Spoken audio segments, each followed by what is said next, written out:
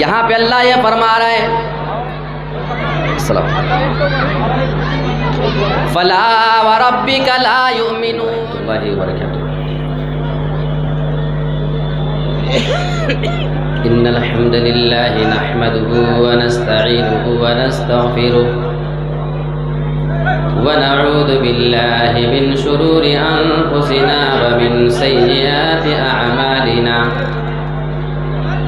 من يهده الله فلا مضل له ومن يضلله فلا هادي له وأشهد أن لا إله إلا الله وحده لا شريك له وأشهد أن محمدا عبده ورسوله يا أيها الذين آمنوا اتقوا الله حق تقاته ولا تموتن إلا وأنتم مسلمون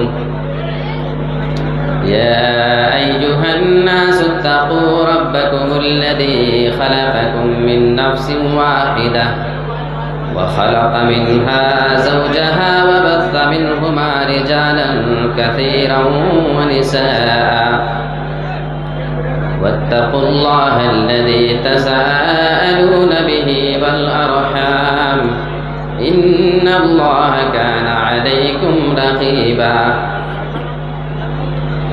يا أيها الذين آمنوا اتقوا الله وقولوا قولا سديدا يصلح لكم أعمالكم ويغفر لكم ذنوبكم ومن يطع الله ورسوله فقد فاز فوزا عظيما أما بعد فإن خير الحديث كتاب الله وخير الهدي هدي محمد صلى الله عليه وسلم وشر الأمور محدثاتها وكل محدثة بدعة وكل بدعة ضلالة وكل ضلالة في النار أعوذ بالله من الشيطان الرجيم بسم الله الرحمن الرحيم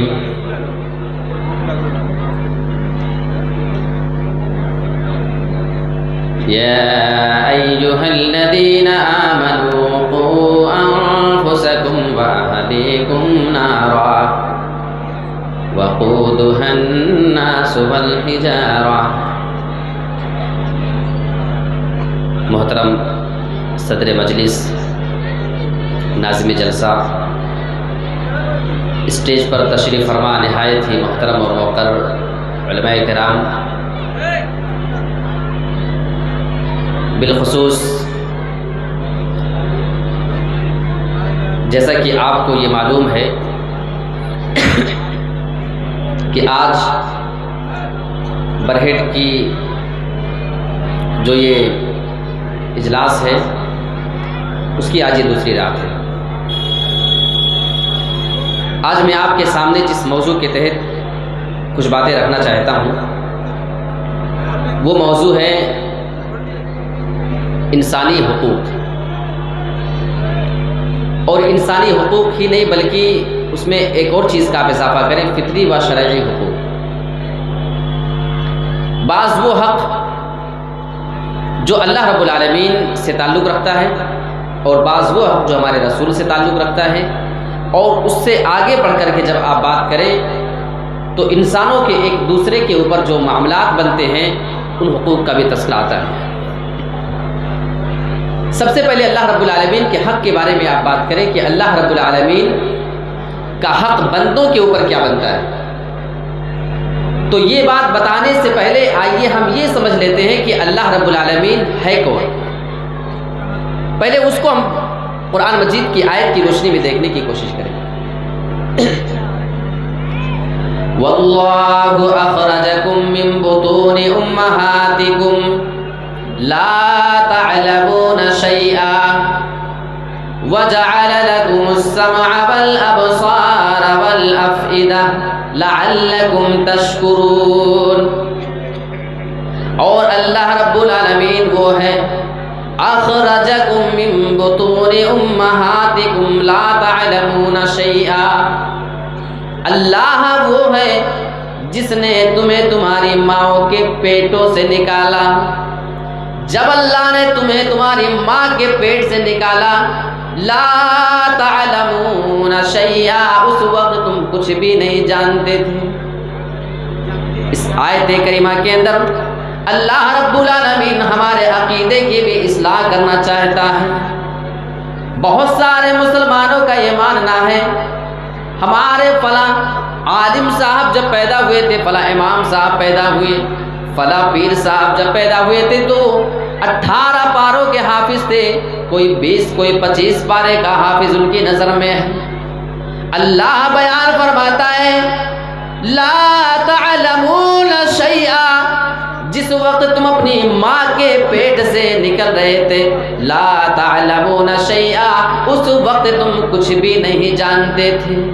ساری چیز کا انکار اللہ نے کر دیا، تم کچھ بھی نہیں جانتے تھے، نتھنگ، تمہیں ذرہ برابر بھی کسی چیز کا علم نہیں تھا۔ اس کے بعد قرآن مجید کے الفاظ کی سیٹنگ آپ ذرا دیکھیں، وَجَعَلَ لَكُمُ السَّمْعَ وَالْأَبْصَارَ وَالْأَفْئِدَةَ، اور اللہ رب العالمین نے تمہارے کان بنائے، تمہاری آنکھیں بنائیں اور تمہارے دل بھی بنائے۔ کان اللہ نے بنائے ہیں، جب تم تھوڑی سی شعور کی عمر کو پہنچ جاتے ہو تو کان سے سنتے ہو۔ والابصار، اللہ نے تمہاری آنکھیں تمہاری نظر بھی بنائی ہیں، تم اپنی آنکھوں سے دیکھتے ہو۔ والافئدہ، اور تمہارے دل بھی اللہ نے بنا ڈالے ہیں تاکہ تم دل سے کسی چیز کو محسوس کرو۔ انسان سنتا ہے، دیکھتا بھی ہے، چیزوں کو محسوس بھی کرتا ہے، اس طریقے سے دھیرے دھیرے اس آدمی کو علم ہوتا جاتا ہے۔ یعنی ایک عقیدہ یہ کلیئر ہو چکا ہے، جب آدمی ماں کے پیٹ سے پیدا ہوتا ہے اس وقت اسے کسی چیز کا بھی نالج نہیں ہوتی ہے۔ یہاں پہ یہ بات کلیئر ہو گئی۔ آگے اللہ فرما رہا ہے کہ دیکھو میں نے تمہارے کان بنائے، تمہاری آنکھ اور تمہارے دل بنا دیے۔ اللہ آگے فرما رہا ہے لعلکم تشکرون، اللہ یہ باتیں تمہیں اس وجہ سے بتا رہا ہے تاکہ تم اللہ کا شکر ادا کرو۔ یہ کان اللہ کی کتنی بڑی نعمت ہے، یہ آنکھیں اللہ کی کتنی بڑی نعمت ہے۔ آپ آنکھ اگر خریدنے چلے جاؤ، وہ اوریجنل آنکھ آپ کروڑوں روپیہ دے کر کے نہیں خرید سکتے ہو۔ اگر آپ کے دل کی ایک دھڑکن اللہ اگر بند کر دے، اگر آپ کے دل کو کوئی پرابلم ہو جائے تو پوری دنیا کی دولت خرچ کرنے کے بعد بھی دل کی دھڑکن واپس نہیں آ سکتی ہے۔ اللہ فرمایا کہ ہم نے تمہارے لیے یہ ساری چیزیں اس لیے بنائی ہے تاکہ تم میرا شکر ادا کرو۔ اچھا، اب اس کے آگے آئیے، اللہ کا حق بندوں پہ کیا ہے؟ اور یہ بات جاننے سے پہلے ہم لوگ یہ دیکھتے ہیں کہ اللہ رب العالمین نے مزید قرآن مجید کے اندر اپنے بارے میں کیا بتایا ہے، اپنا تعارف اللہ کرا رہا ہے۔ دیکھو آپ نے سورہ فاتحہ کئی بار پڑھا ہوگا، آئیے ذرا اس میں 2 آیتوں کو ہم غور سے دیکھتے ہیں۔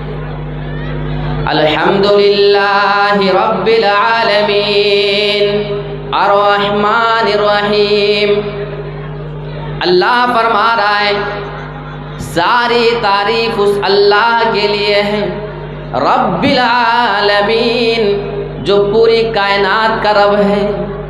اب اس آیت کریمہ میں آپ کو کچھ پوائنٹ بتانا چاہ رہا ہوں، ذرا علمی باتیں غور سے سمجھیے گا، اور ابھی تو آپ بالکل ہوش میں ہیں اس لیے کوئی دقت نہیں ہوگی آپ کو سمجھنے میں۔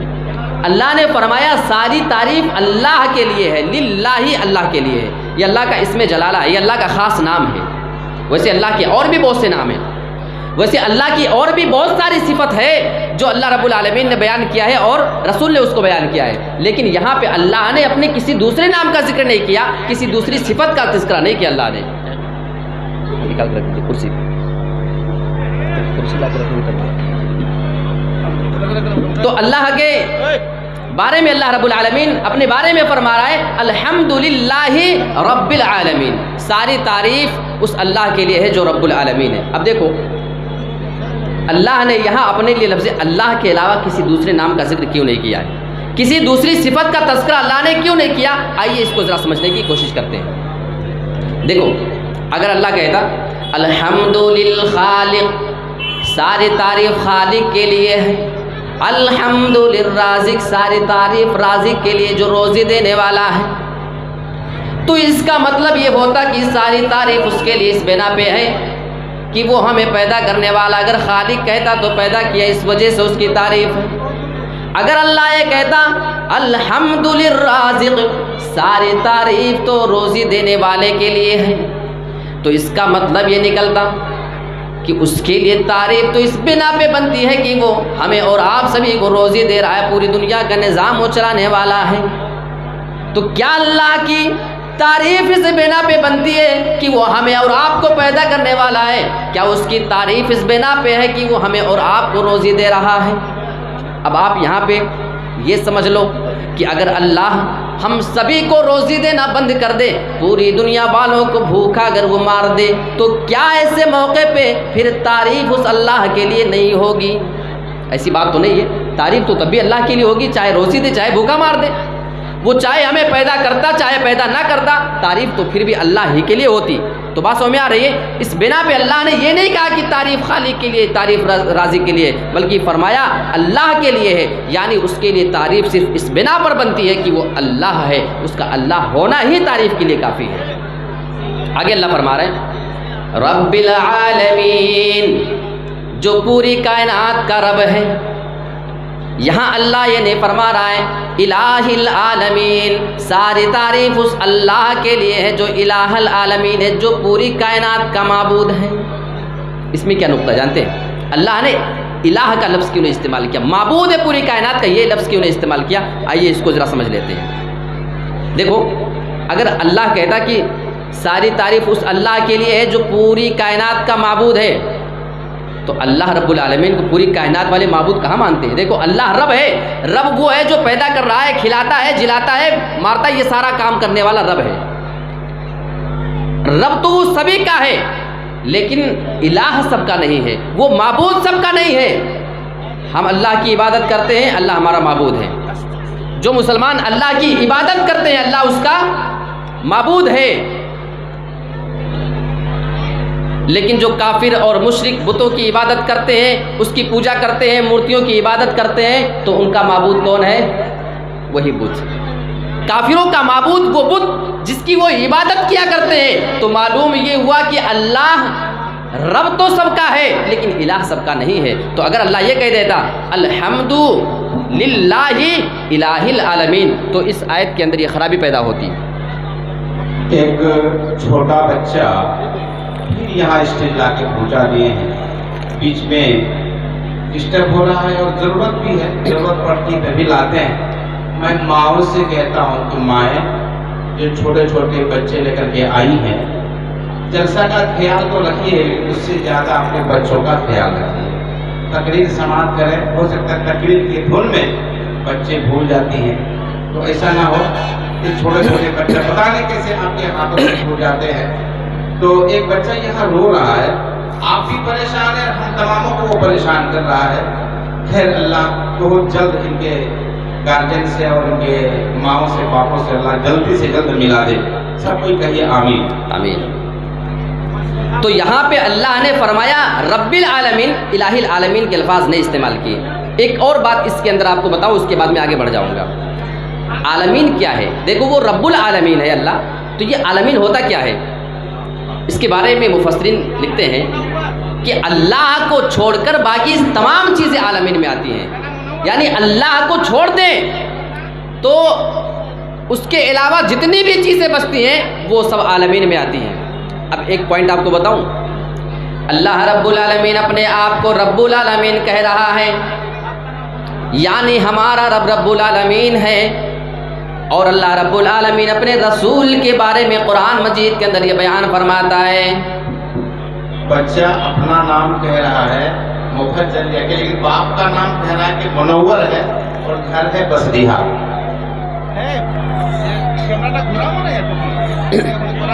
بھائی کیمرہ بچے کی طرف کر دو آگے کھڑا کر کے، تاکہ گھر والے دیکھ لیں۔ چھوٹا بچہ ہے، کیمرہ گھما دیجئے بچے کو یہاں لا کے۔ نہیں آ رہے بچے، وہ ڈرون کیمرہ گھما دیجئے۔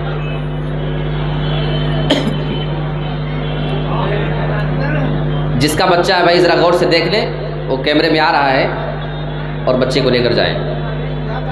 تو اللہ رب العالمین نے اپنے آپ کو رب العالمین کہا ہے، تو اپنے نبی کو اللہ رب العالمین نے رحمت للعالمین کہا ہے، یعنی اللہ اپنے علاوہ تمام کا رب ہے، تو اللہ کے رسول اللہ کے علاوہ تمام لوگوں کے لیے رحمت بن کر کے آئے ہیں۔ اللہ کے رسول انسانوں کے لیے بھی رحمت ہے، اللہ کے رسول جانوروں کے لیے بھی رحمت ہے، اللہ کے رسول پرندوں کے لیے بھی رحمت ہے، اللہ کے رسول پوری کائنات میں جتنے بھی لوگ ہیں ان تمام لوگوں کے لیے رحمت بن کر کے آئے ہوئے ہیں۔ تو الحمدللہ رب العالمین۔ چلیے اس کے آگے بڑھتے ہیں۔ یہ تمام باتیں کہنے کے بعد اللہ رب العالمین نے فرمایا وَمَا خَلَقْتُ الْجِنَّ وَالْإِنسَ إِلَّا لِيَعْبُدُونَ، اور میں نے انسان اور جنات کو صرف اور صرف اپنی عبادت کے لیے پیدا کیا ہے۔ یہ اتنی لمبی چوڑی دنیا بنانے کا مقصد اللہ بیان فرماتا ہے، سارے لوگوں کو پیدا کرنے کا مقصد کیا ہے، اس پوری کائنات کا انتظام کرنے کا مقصد کیا ہے، لیعبدون، اے میرے بندوں میں نے تمہیں صرف اپنی عبادت کے لیے پیدا کیا ہے، ہماری عبادت کے علاوہ پھر تمہیں میں نے کسی اور کام کے لیے پیدا نہیں کیا ہے۔ تو یہ اللہ رب العالمین کے بارے میں تھوڑی سی بات تھی۔ اب سوال یہ پیدا ہوتا ہے کہ اللہ کا حق کیا ہے؟ اللہ کے رسول کے ساتھ حضرت معاذ رضی اللہ تعالیٰ عنہ سفر کر رہے تھے، اللہ کے رسول سوال کرتے ہیں، اے معاذ، اللہ کے رسول کی سوال کرنے کی وجہ سے حضرت معاذ کہتے ہیں لبیک، اے اللہ کے رسول میں حاضر ہوں۔ اللہ کے رسول نے 3 مرتبہ ان کو مخاطب کیا اور تینوں بار انہوں نے یہی جواب دیا لبیک، اے اللہ کے رسول میں حاضر ہوں۔ تب اللہ کے رسول حضرت معاذ سے یہ سوال کرتے ہیں حل تدری ما حق اللہ علی عبادی، اے معاذ کیا تم جانتے ہو کہ اللہ رب العالمین کا حق اس کے بندوں پر کیا ہے؟ یعنی بندوں کے اوپر اللہ کے بارے میں کیا حق ان کے اوپر واجب ہوتا ہے، کیا تم جانتے ہو؟ جواب دیتے اللہ و رسولہ اعلم، اللہ اور اس کے رسول زیادہ بہتر جانتے ہیں۔ تب اللہ کے رسول جواب دیتے ہیں حق اللہ علی عبادہ ان یعبدوہ ولا یشرکوا بہ شیئا، اللہ کا حق یہ ہے بندوں کے اوپر، اللہ کا حق یہ بنتا ہے کہ وہ صرف اسی ایک اللہ کی عبادت کیا کرے، اس کے ساتھ کسی کو بھی شریک نہ بنائیں۔ یہ اللہ کا حق ہے بندوں کے اوپر۔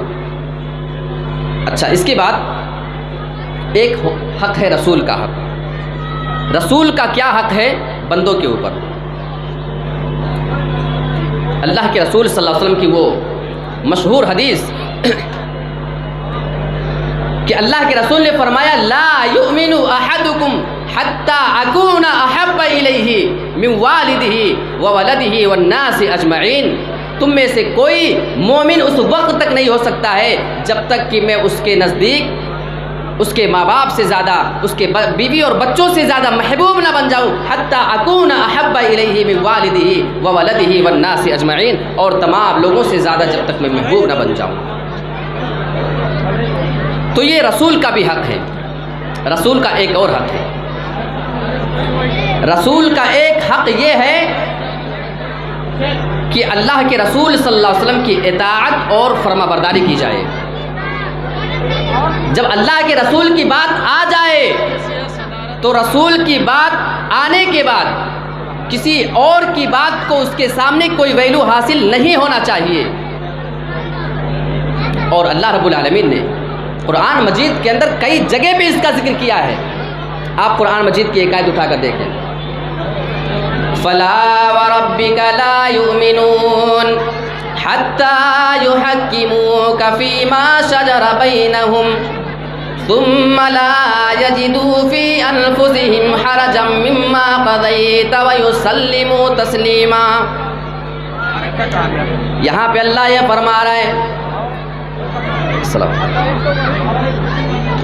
فَلَا وَرَبِّكَ لَا يُؤْمِنُونَ، اے میرے نبی تیرے رب کی قسم لا یؤمنون، یہ سارے کے سارے لوگ مومن نہیں ہو سکتے ہیں، حتی یحکموک فیما شجر بینہم، جب تک کہ یہ سارے لوگ اپنے تمام معاملے میں آپ کو اپنا فیصلہ، آپ کو اپنا جج نہ مان لیں، ثم لا یجدوا فی انفسہم حرجا مما قضیت ویسلموا تسلیما۔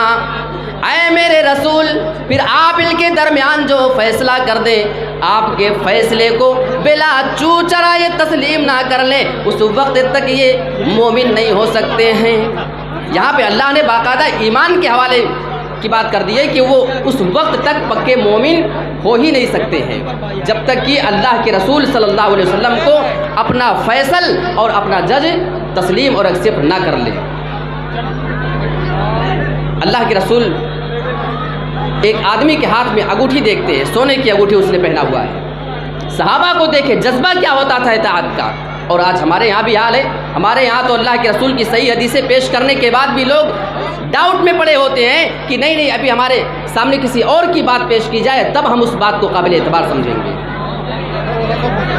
اللہ کے رسول اپنے ایک ساتھی کو دیکھتے ہیں، اس آدمی نے اپنے ہاتھ میں سونے کی انگوٹھی پہنا تھا۔ اللہ کے رسول نے فرمایا یہ سونے کی انگوٹھی مردوں کے لیے حرام، سونا مردوں کے لیے حرام ہے، اور اس کو نکال کر کے زمین پر پھینک دیا۔ تھوڑی دیر کے بعد اللہ کے رسول جناب محمد رسول اللہ واپس چلے گئے۔ اللہ کے رسول کے صحابہ وہیں موجود تھے، اس آدمی کو مشورہ دیتے ہیں، اللہ کے رسول تو جا چکے ہیں، یہ انگوٹھی اٹھا لو، یہ انگوٹھی تم اپنے گھر پہ لے کر کے چلے جاؤ گے، اپنے گھر پہ لے جاؤ گے، تمہارے گھر کی خواتین کے یہ کام آ جائے گا۔ وہ کون سے انسان تھے؟ اللہ کے رسول ایک بار جس چیز کو ناپسندیدگی کی نظر سے دیکھا کرتے تھے، وہ کہتے جس چیز کو میرے رسول نے غلط کہہ دیا ہے، جس چیز کو میرے رسول نے زمین پر پھینک دیا ہے، اب اس چیز کو میں اپنے ہاتھ سے چھونا بھی گوارا نہ کروں گا۔ وہ صحابہ تھے، اور ایسے ہی نہیں اللہ کے رسول کہ صحابہ کے ایمان کے بارے میں قرآن میں اللہ نے حوالہ دیا ہے۔ اللہ رب العالمین فرما رہا ہے تمہیں ایمان کیسا لانا ہے، فَإِنْ آمَنُوا بِمِثْلِ مَا آمَنْتُمْ بِهِ فَقَدِ اهْتَدَوْا، اگر یہ سارے لوگ اسی طریقے سے ایمان لے آئے جس طریقے سے ہمارے نبی کے صحابہ ایمان لائے ہیں، جس طریقے سے صحابہ کرام کا ایمان ہوا کرتا تھا، فَقَدِ اهْتَدَوْا، تو یہ ہدایت یاب ہو جائیں گے۔ معلوم یہ ہوا ایمان آپ اگر جانچنا چاہتے کہ ہمارا اور آپ کا ایمان کیسا ہونا چاہیے، قرآن میں اللہ فرماتا ہے فَإِنْ آمَنُوا بِمِثْلِ مَا آمَنْتُمْ بِهِ، نبی کے صحابہ جیسا ایمان لے کر کے آئے تھے، اور یہ کوئی معمولی بات نہیں تھی، صحابہ کے لیے بہت مشکل دور تھا۔ دیکھو آج کل ہمارے یہاں قرآن اور حدیث میں بہت ساری باتیں ملی، اس کو ہم لوگ ایکسیپٹ کرتے جا رہے ہیں، لیکن وہ بڑا مشکل دور ہوا کرتا تھا۔ اللہ کے رسول کے بارے میں تو لوگ بار بار شک پیدا کرنے کی کوشش کرتے تھے۔ اللہ کے رسول نے جب لوگوں کو آ کر کے بتایا کہ میں نے راتوں رات بیت المقدس کا سفر کیا، اور وہاں سے پھر معراج مجھے ہوئی، میں نے آسمان کا بھی سفر کیا، تو جانتے ہیں یہاں پہ کافروں کو ایک موقع ملتا ہے حضرت ابو بکر کے ایمان کو ٹیسٹ کرنے کا، چیک کرنے کے لیے جاتے ہیں کہ چلو دیکھ کر کے اب ابو بکر کے پاس جائیں گے اور ان سے پوچھیں گے کہ تمہارا اب کیا خیال ہے۔ یہ کافر حضرت ابو بکر صدیق کے پاس جاتے ہیں، کہنے لگے کہ کیا تم نے بھی کوئی بات سنی ہے محمد کے بارے میں صلی اللہ علیہ وسلم؟ حضرت ابو بکر صدیق کو خبر نہ تھی، پوچھا کیا بات ہے؟ کافر جواب دیتے وہ مذاق اڑانے کے لیے پلاننگ کر کے آئے تھے۔ وہ جواب دیتے ہیں تمہارے دوست محمد نے اب یہ دعویٰ کر لیا ہے کہ انہوں نے راتوں رات معراج کا سفر کیا ہے، آسمانوں تک کا سفر کیا ہے۔ اب تو اے ابو بکر تمہیں بھی یقین ہو چکا ہوگا کہ یہ محمد جھوٹ بولتے ہیں۔ تو جانتے ہیں اس ٹائم پہ جب حضرت ابو بکر صدیق نے یہ سنا تھا، سوال کرتے ہیں اے لوگوں کیا محمد رسول اللہ نے یہ بات اپنی زبان سے کہی ہے؟ تو سارے لوگ کہتے ہیں ہاں ابھی ہم ان کے پاس سے آ رہے ہیں، انہوں نے ایسا ایسا دعویٰ کیا ہے، تو فوراً جواب دیتے ہیں اگر یہ بات محمد رسول اللہ نے اپنی زبان سے کہی ہے تو میں گواہی دیتا ہوں کہ انہوں نے بالکل سچ کہا ہے۔ وہ ایمان کا امتحان تھا ان کے۔ اور قرآن مجید کے بارے میں آپ دیکھیں، دیکھو یہ کافر قرآن مجید کو جھٹلانے کے لیے، ہمارے رسول کو جھٹلانے کے لیے بڑی پلاننگ کیا کرتے تھے۔ ان کی باقاعدہ پلاننگ ہوتی تھی کہ ایسا کون سا کام کر لیا جائے جس سے قرآن کو جھوٹا ثابت کر دیا جائے، جس سے محمد کو جھوٹا ثابت کر دیا جائے۔ ایک بہت ہی پوائنٹ کی بات آپ کو بتانے جا رہا ہوں۔ ایک سورت ہے سورۃ اللہب، چھوٹی سی سورت ہے۔ اللہ رب العالمین نے اس سورت کے اندر ابو لہب کے بارے میں فرمایا سَيَصْلَىٰ نَارًا ذَاتَ لَهَبٍ، یہ ابو لہب ان قریب مرنے کے بعد جہنم کے اندر جانے والا، اس کو عذاب ہونے والا ہے۔ اس کے بارے میں مفسرین لکھتے ہیں، تحقیق کرنے کے بعد جو بات انہوں نے ذکر کی ہے، اس سورت کے نازل ہونے کے تقریباً 10 سال تک ابو لہب زندہ تھا۔ 10 سال تک، کم و بیش تھوڑے لیکن 10 سال تک وہ زندہ تھا۔ ابو لہب تو ہمیشہ یہ کوشش کیا کرتا تھا کہ محمد کو جھوٹا ثابت کہے، وہ اللہ کے رسول کو جھوٹا ثابت کرنے کے لیے پوری زندگی پلاننگ کیا کرتا تھا، اور اس کے لیے تو بڑا بہترین موقع تھا۔ یہ محمد رسول اللہ قرآن مجید کی آیت لے کر کے لوگوں کو سنایا کرتے تھے سَيَصْلَىٰ نَارًا ذَاتَ لَهَبٍ، یہ ابو لہب تو جہنم کے اندر جانے والا ہے کیونکہ یہ کافر ہے۔ اب اس کے بارے میں بڑی بہترین بات سنیں، اگر ابو لہب چاہتا، اگر یہ قرآن اللہ کی جانب سے نہ ہوتا، اگر قرآن کو اللہ رب العالمین نے نازل نہ کیا ہوتا بلکہ محمد رسول اللہ نے اپنی جانب سے بنا کر کے پیش کر دیا ہوتا، تو جانتے ہیں ابو لہب دکھاوے کے لیے ایمان کا اظہار کر دیتا۔ وہ دکھاوے کے لیے لوگوں کے سامنے ایمان لے آتا اور کہتا کہ دیکھو میں تو ایمان والا ہوں، میں تو نماز بھی پڑھتا ہوں، میں تو روزے بھی رکھتا ہوں، تو میں تو مومن ہوں، اور یہاں محمد کہہ رہے ہیں کہ میں جہنم کے اندر جاؤں گا۔ یہ دیکھو کیسی دولی باتیں ہیں۔ لہٰذا وہ دکھاوے کے لیے بھی ایمان نہیں لا سکا۔ یہ اس بات کی دلیل ہے کہ قرآن مجید اللہ کا کلام ہے، یہ کسی دوسرے کا کلام نہیں ہو سکتا ہے۔ قرآن کے بارے میں ایک بڑی بہترین اور بات آپ کو بتاتا ہوں۔ دیکھو یہاں پہ اللہ رب العالمین نے سورہ بقرہ میں کافروں کا تذکرہ کیا، اور کافروں کے بارے میں اللہ رب العالمین نے 3 چیز وہاں پہ بتائی ہے، ذرا دیکھیے اس کو۔ ختم اللہ علی قلوبہم وعلی سمعہم وعلی ابصارہم غشاوہ۔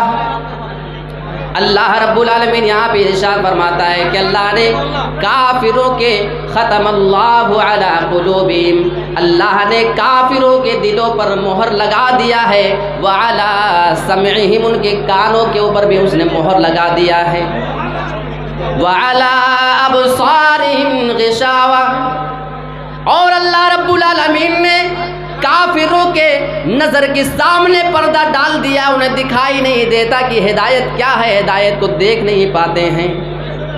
اس آیت کریمہ کے بارے میں بڑی بہترین بات سنیں، اور علمی بات آپ یہاں سے لے کر کے جائیے۔ یہاں اللہ نے جب کافروں کے دل اور کان کے بارے میں اللہ باتیں کر رہا ہے تو اللہ یہ فرما رہا ہے کہ اللہ نے کافروں کے دلوں پر مہر لگا دیا ہے، وہ ہدایت والی بات کو ایکسیپٹ اور قبول نہیں کر سکتے ہیں۔ ان کے کان پہ اللہ نے مہر لگا دیا ہے، ہدایت والی بات ان کے کانوں کے اندر نہیں جا سکتی، انہیں اس کا فائدہ نہیں مل سکتا ہے۔ جب دل اور کان کی بات آئی تو اللہ یہ فرما رہا ہے کہ اللہ نے اس پر مہر لگا دیا ہے، اب کوئی باہر کی چیز ان کے اندر نہیں جا سکتی ہے۔ جب آپ کسی چیز پہ مہر لگا دیا کرتے ہیں تو اس بات کی دلیل ہوتی ہے کہ یہ پیک ہو چکا ہے، اب باہر کی کسی چیز کو اس کے اندر ڈالا نہیں جا سکتا ہے۔ تو اللہ نے کان اور دل کے بارے میں کہا کہ مہر لگا دیا ہے۔ اچھا، لیکن کمال کی بات ہے، قرآن کی بلاغت ذرا دیکھیں، ایسے نہیں قرآن مجید نے اعلان کر دیا تھا کہ سارے انسان، سارے جنات مل کر کے قرآن مجید کے جیسی کوئی بات لانا چاہے نہیں لا سکتے ہیں، اور اس میں کوئی کمی اگر پوری دنیا کے لوگ مل کر کے نکالنا چاہے وہ نہیں نکال سکتے ہیں۔ دیکھو اللہ کیا فرما رہا ہے، وَعَلَىٰ أَبْصَارِهِمْ غِشَاوَةٌ، اور اللہ نے کافروں کے نظر کے سامنے پردہ ڈال دیا ہے۔ یہاں پہ بہت باریک نقطہ آپ کو قرآن مجید کے اندر ملے گا۔ جب اللہ نے کان اور دل کی بات کی ہے تو وہاں پہ اللہ رب العالمین نے مہر لگانے کا لفظ استعمال کیا ہے، لیکن جب نظر کی بات آتی ہے وہ ہدایت کو دیکھ نہیں پا رہے ہیں تو نظر میں اللہ نے یہ نہیں فرمایا کہ ان کی آنکھوں پہ ہم نے پھر مہر لگا دیا ہے، بلکہ اللہ یہ فرما رہا ہے وَعَلَىٰ أَبْصَارِهِمْ غِشَاوَةٌ، اللہ نے ان کے نظر پہ پردہ ڈال دیا ہے۔ کان اور دل کے لیے مہر لگا دینا، اور جب نظر کی بات آئی تو اللہ نے صرف پردہ ڈال دینے کو ہی کافی سمجھا ہے۔ اس میں حکمت کیا ہے؟ دیکھو، اگر ہم کان پہ مہر لگا دیں، مہر لگانے کا مطلب یہ ہوتا ہے کہ اس کو پیک کر دیا جائے، پھر باہر کی کوئی چیز اس کے اندر سرایت نہ کرے۔ دل پہ مہر لگا دیا جائے یعنی باہر کی کوئی ہدایت والی بات ان کے دل میں پھر قبول نہ ہوگی۔ لیکن اگر کان پہ صرف پردہ ڈالا جائے، اگر دل پہ صرف پردہ ڈال دیا جائے تو کان پھر دور کی آواز کو سن سکتا ہے۔ جیسے میں اپنے کان کے سامنے ہاتھ لگا دوں، رومال لگا دوں، اگر کان کو میں پردے میں کر دیتا ہوں تو میرا کان دور کی آواز کو بھی سن لے گا، لہٰذا کان کے لیے پردہ ڈالنا کافی نہیں۔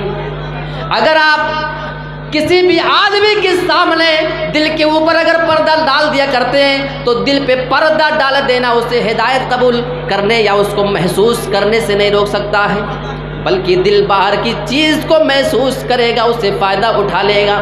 اسی بنا پہ اللہ فرما رہا ہے میں نے ان کے دلوں کے اوپر بھی مہر لگا دیا ہے، وہاں پہ پردہ نہیں چلتا۔ لیکن اللہ رب العالمین نے جب نظر کی بات کی تو قرآن کی بلاغت دیکھیں، اب نظر پہ مہر لگانے کی ضرورت نہیں ہے، نظر کے سامنے پردہ ڈال دو تو آٹومیٹک باہر کی چیز نہیں دکھے گی۔ کسی کے سامنے اگر جانا پردہ آپ ڈال دیں، موٹا پردہ، تو پیچھے کیا ہو رہا ہے اس آدمی کو دکھائی نہیں دے گا۔ یہ قرآن کی بلاغت ہے، یہ قرآن مجید کی فصاحت ہے۔ اسی بنا پہ جب سے یہ قرآن مجید نازل ہوا تقریباً 1450 سال کا زمانہ گزرنے والا ہے، لیکن آج تک کوئی مائی کا لال قرآن مجید کے ایک لفظ کے اندر کوئی غلطی نہیں نکال سکا ہے۔ یہ قرآن کا کمال ہے۔ آئیے اس کے بعد میں حقوق کی بات کر رہا تھا، اللہ کا حق، رسول کا حق، اور تھوڑی سی بات قرآن کی بلاغت کے بارے میں آ گئی تو وہ میں اس طرف نکل گیا۔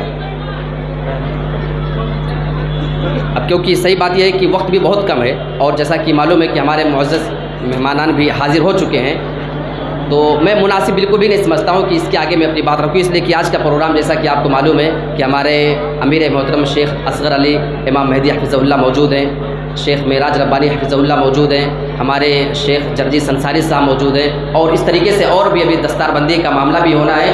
تو مزید اگر میں وقت لوں گا تو شاید یہ میں مناسب نہیں سمجھتا ہوں کہ ہم اپنے بڑے بڑے دگج علماء کا تھوڑا 1 منٹ بھی لوں، یہ مناسب نہیں سمجھتا۔